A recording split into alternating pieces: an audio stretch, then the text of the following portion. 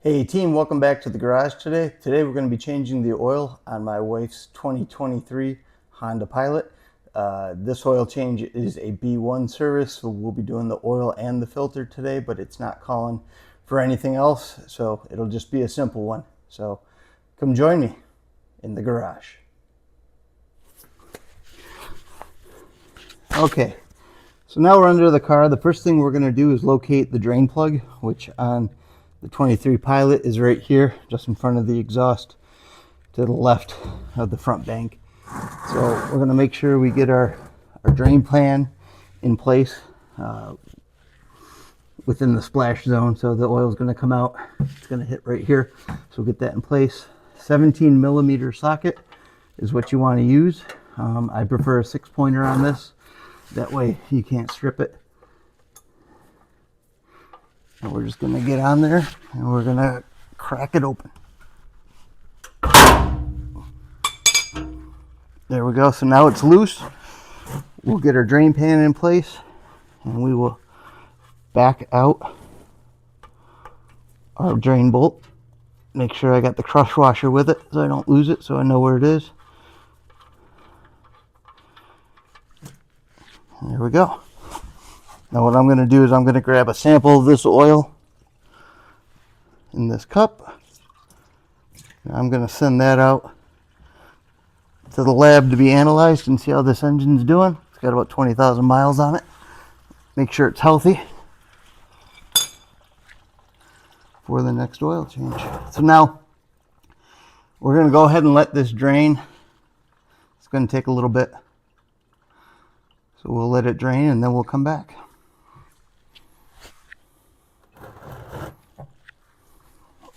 One thing I do want to add before you drain the oil, you want to run the car and get it up to operating temperature. So I like to go put at least a 5-mile run on it before I change the oil if it's a cold morning and it's the car hasn't been run at all. So yeah, go run it, put like 5 miles on it, bring it back, get it up on the ramps, and then I like to let it sit for about 5 minutes before I pull the plug. That just gets all the oil down into the pan. Get as much out of there as we possibly can. Okay, so we're pretty much done draining. What we want to do now is change our crush washer. So our crush washer is going to be on the plug. Sometimes it will get stuck to the pan. You just want to make sure it's not still stuck there. You don't want to double crush washer the bolt. So I have it here. I'm going to take out the old one. I definitely recommend changing them. Some people don't. That's your car, your decision. But I will change it. I buy the filters at the dealership and they usually throw it in with the filter at no charge. And I'm finding that the dealership's still the cheapest place to buy the Honda filters. I know you can go to Advance and you can go to Walmart and they have them and they're about $5 more than the dealership and you don't get the crush washer. So might as well just go get it at the dealership if you can. I would avoid Amazon or eBay. There's just too many fakes out there these days to know what you're getting.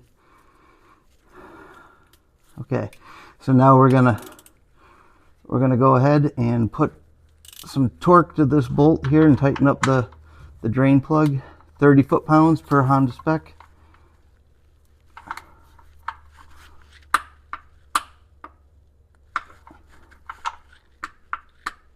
And she's good to go.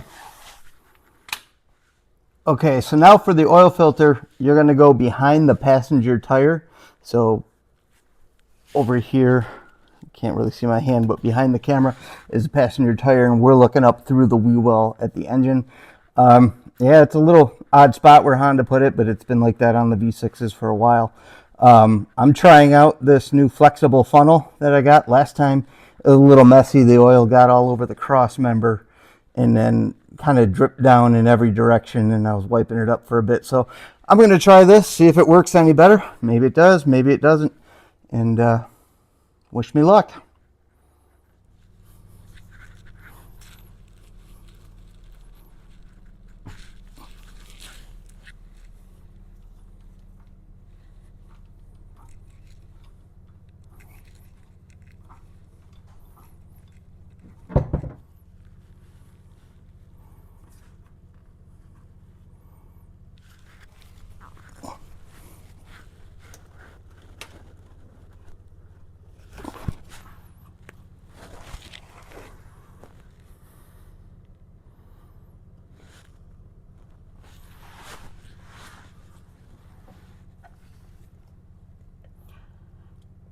Yeah, so the funnel seems to be a success.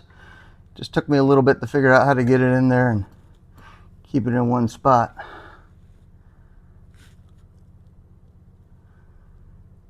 That's better than it going all over the cross member,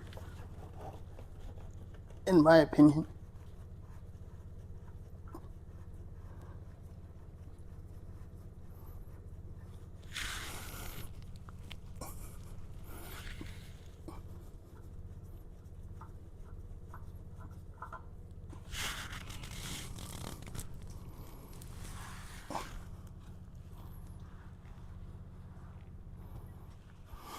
So what I'm doing now is I'm wiping up any residual old oil off the filter mount and just wiping up a little bit that spilled when I removed the funnel, but definitely less messier than changing it without the funnel. So I'll take some motor oil, put it on my gasket, on my oil filter. You can't see that I'm doing it off camera, but I'm doing it right now. Okay, so yeah, make sure you wet down that gasket.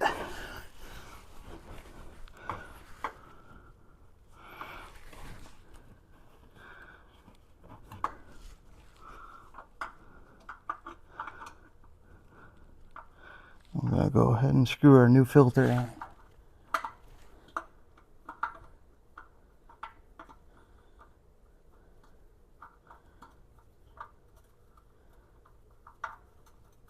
It's a lot easier to do when you don't have a phone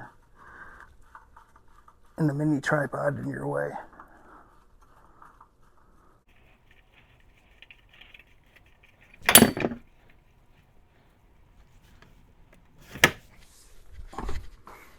Now, believe it or not, there is an actual torque spec for oil filters on Hondas. It's printed right on the side of the oil filter itself. It's 14 Newton meters. So if you have a torque wrench that measures Newton meters like I do, why not?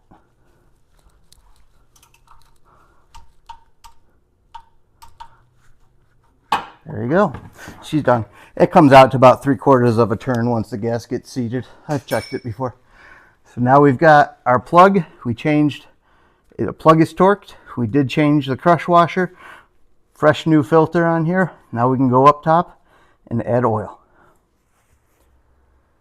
Okay, so next thing we're going to do is take off our fill cap, which is right here on the front valve cover. Technically, before you dump the oil, you want to make sure you can get that off. That way you're not in a pickle where you've drained your oil, but you can't get your cap off. But I knew it was going to come off because I just had it open the other day, checking it out. Okay, so I got my funnel in there, and now I'm going to go grab my oil. Okay, so I have my oil here. According to the manual, with a filter change, this takes 5.8 quarts. So remember, if you're going to do this at home, when you go pick up your oil, you got to get yourself a 5-quart jug, and then you're going to have to get yourself an extra quart. What I did is I bought one of the 12-quart boxes of Mobil 1 at Walmart. That way I can get 2 oil changes out of that one box and just have a slight bit left over.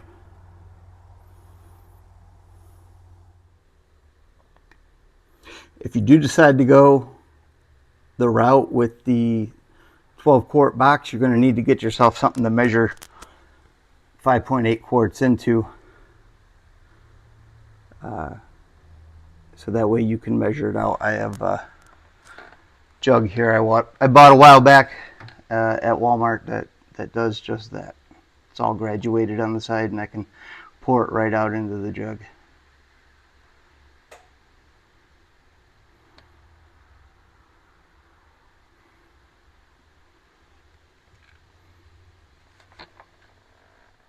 This funnel takes a while to drain. It's got a closure on the bottom that keeps closing on me, but what it also has that I like is in the bottom of it there's a mesh screen. That way it can catch anything that somehow may have made its way into the oil while I was measuring it or moving it from one spot to the next.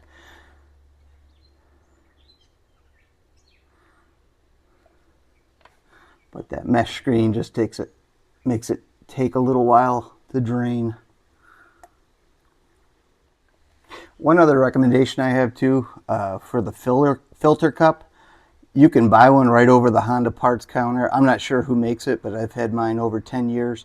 And it's a great metal unit, and it fits perfectly on the end of the Honda oil filters. My recommendation is grab one of those. Don't get a plastic one from Walmart or one of the parts stores. They never last, especially when you got a hot oil filter on plastic. They just slip. So my recommendation is to get the one that the Honda parts counter has.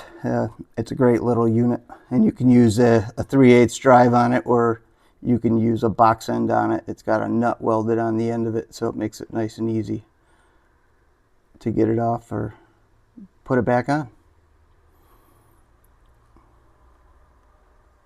All right, we're down to drips here in my oil jug, so I'm gonna call it good.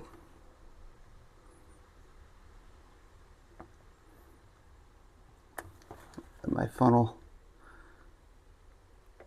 drip.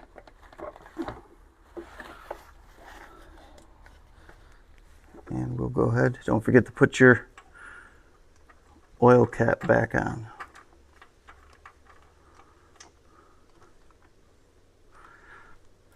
So that's it. We've drained the oil, we put the plug back on, we changed the filter, put the filter back on, torqued the filter to spec. Now we've put in our 5.8 quarts. Make sure you check your manual just in case Honda doesn't do a running change on oil capacity over the model years. And now we got our cap back on, so we're ready to go ahead and start it up and check for oil pressure. So when you're done, what you're going to want to do now is start the car and check for oil pressure. Be ready to shut it down if your oil pressure light comes on. Oil pressure light being the little red light that looks like an oil lamp, or some people call it the genie lamp, if you will, but it looks like a little oiling container from years ago. So here we go.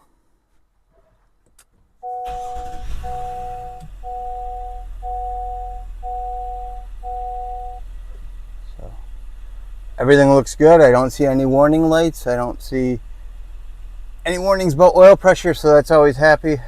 Makes me happy. And I don't hear any clattering from the engine. So what I want to do now is go ahead and reset the oil life monitor, or maintenance monitor as Honda calls it. Okay, so now we're going to reset the maintenance monitor, which monitors our oil life. So you're going to go into vehicle settings. You're going to scroll over into maintenance info. And we had a B1, which was oil and filter and a tire rotation. And we're just going to select reset items.